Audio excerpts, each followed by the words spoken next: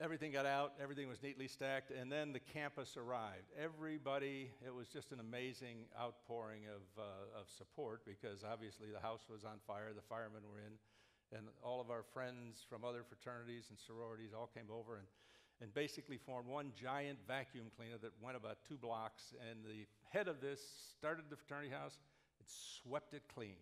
There was not a thing left, a picture on a wall, anything that anybody left behind. And at the other end of the line, there was the biggest pile of personal belongings of 45 guys that you have ever seen.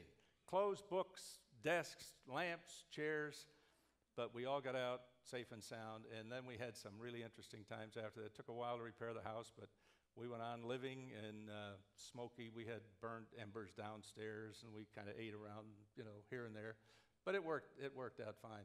But during that time at DePauw, and maybe it was because of the fire, I don't know, we all got a little bit closer because we were the guys who, when we went into class, someone would inevitably announce, "Oh great, the Lambdakais are here." We were all smoky. We were the guys with the smoky clothes. But we began to learn what it is really like to take on a project and work together. And we worked together on countless projects on campus. We had the requisite number of football, baseball, and basketball players, and our graduating class had the appropriate number of doctors, lawyers, scientists, chemists, and so on. We all 21 started. We all graduated. We have stayed together, and I've just recently, within the past month, spoken to, I'm Xi 597, and Xi 598 is a friend that has been a friend, obviously, since 1950. So we still keep in touch, and we think about what would have happened. What would have happened to me? Where would I have been had we not, A, just gotten a scholarship by that little sliver of 0.4%?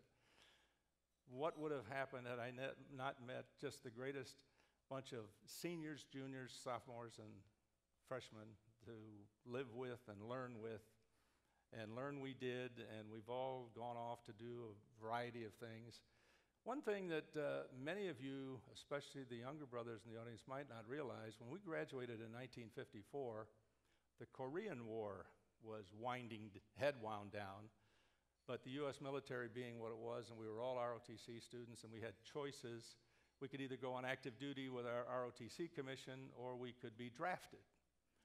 Now, you could go on active duty as an officer for 3 years or be drafted for 4.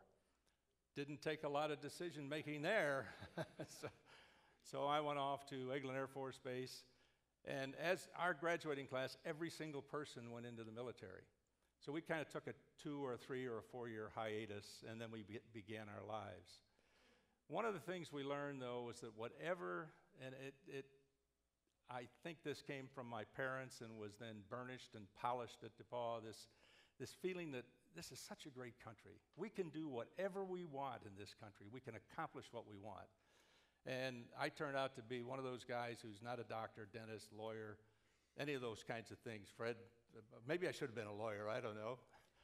But we all went in our own directions, and I had played baseball and softball and so on ad nauseum.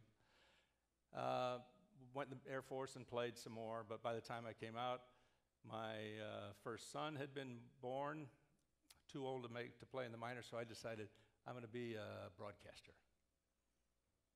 Why are you going to be a broadcaster? You have no training. I have a degree in economics and a minor in history, and I got an MBA from Rutgers. Why would this? Perfectly logical reason, am I correct, to go and be a broadcaster? So I worked for a while at Westinghouse, and I was bitten by this entrepreneurial bug, if you will, and we started a small advertising service business in 1959 that exists to this day. And the reason that I ended up being successful was the business was successful, and they could afford, as I struck out on my own to be a broadcaster, they could afford to pay me for 5 years, and I figured I could try for 2 or 3 years, and I'd still have this little, it wasn't a golden parachute, it was kind of like a little lunch bucket with some money in it if I was left over there. But I struck out into the broadcasting business on my 30th birthday, still thinking about all of those things that we all talked about at DePauw. We always thought, we dreamed big dreams. The country in the late 40s and into the 50s, for those of you who remember, this was a tremendously patriotic country, and we were setting about reshaping the world. We could make things happen. And that kind of grew into an entrepreneurial spirit with me, and in the business and in the broadcasting business especially. And one of the things that I did was make the decision that I could be a broadcaster. We all say that, right? Any one of you in here, especially the young guys now that ESPN's been around, everybody can be a broadcaster. So I called a station and said I wanted a job. I saw it in a little one of those two-line ads in a trade magazine. And he was up in Westerly, Rhode Island, and I drove up there. And he said, "What experience do you have?" I said, "None." And he said, "What exactly is it you want to talk to me about?" I said, "A job as a sportscaster." He said, "Well, I'm going to start a new station in Amherst, and we don't have a sportscaster, so you might as well try." How's that for an encouraging beginning? You might as well try, sure. At least I wasn't a pilot saying, "Well, let's try to land." You know, it wasn't that bad. So I took the job, and that was in Christmas of 1962, and in September of 1963, the University of Massachusetts was in Amherst, Massachusetts, still is, unless they've moved it since we came in. And we had a contract to do their games. The guy that hired me figured that if I was a sportscaster, I was also a play-by-play guy. And I said, "Sure I am." "Well, what experience do you have?" "Well, I've never done a game, of course, but that's okay. In my head, I've done games." So the very first game I ever broadcast was at Orono, Maine in September of 1963. And the guy riding up to do color with me was the sports information director for the University of Massachusetts. It's an 8-hour ride from Amherst, Massachusetts to Orono, Maine. 8 hours. 7 hours and 55 minutes at that time at least, I was saying to myself, should I tell him I've never done this? Should I tell him I've never done this? Should I tell him? I said, nah, don't tell him. So I didn't tell him. I went and did the game. I'm sure it was not Academy Award winning or Emmy Award winning quality, but we did the game, went on, and in November we decided to get extended to basketball. And in November of 1963, I did what turned out to be my first network. I strung together a series of 10 radio stations in Massachusetts, and that kind of just kept on growing. And all along the way, people said, well, they've never done a radio network in Massachusetts. You know how small Massachusetts is? You look on a map, you know, how can there even be 10 stations up there? But Massachusetts had a pretty good team, and we got some takers, and one thing led to another. And with each one of these things, I got more confidence, said, yeah, I really can do this. We can do what we want to do. So ideas got bigger.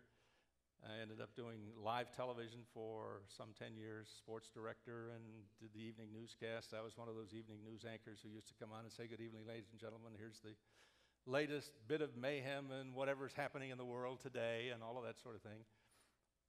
And then along the way, the Hartford, the World Hockey Association, New England Whalers came along.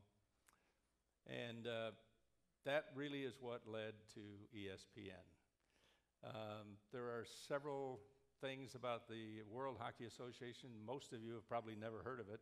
It ended up merging a couple of teams into the National Hockey League. But one year in the 1977-78 season, as Woody referred to earlier, at the end of the season, I was fired.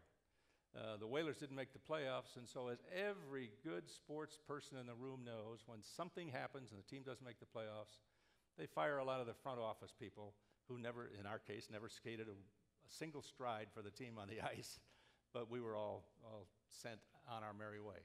I did have the distinction, however, of being fired by Gordie Howe's wife, because he was skating with the Hartford Whalers at that time with his son Mark, and Colleen was his agent, and she did everything, and I happened to be the executive director of Howe Enterprises. That was part of the deal when they came up to New England. And I had no idea. None of us had any idea we were going to be fired.